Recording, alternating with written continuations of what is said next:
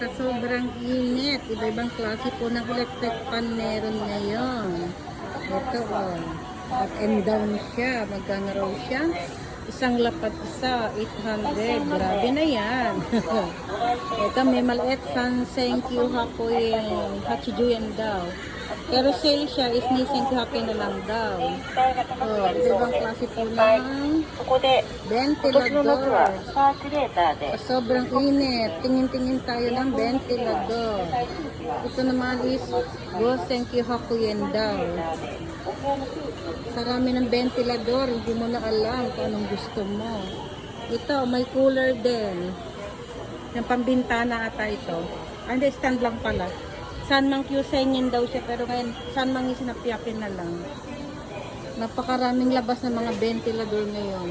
Ito rin po, Dati yung 3982, 480 na lang. Binabagsak na naman nila. Ito naman po yung hinahanger siya. Hinahanger, nakahang ba yun? Ventilador. Iba-ibang klase po ng ventilador. Ito naman, pampantuyura po siya ng, ano ba ito? Pangpatuyo o panghangin? Ano, naka-speedo?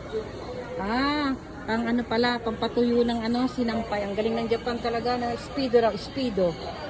Ang galing kasi galing ng mga Japan, galing ng mga ano nila Yan, speed daw siya, papatuyo ng mga sinampay kasi yan may ano ng sinampay, kaya alam ko speedo. 72 minutes lang daw, okay na. Diba? Ikaw na. Hindi na po ito ventilador. Ito pa po ventilador. Yun lang po.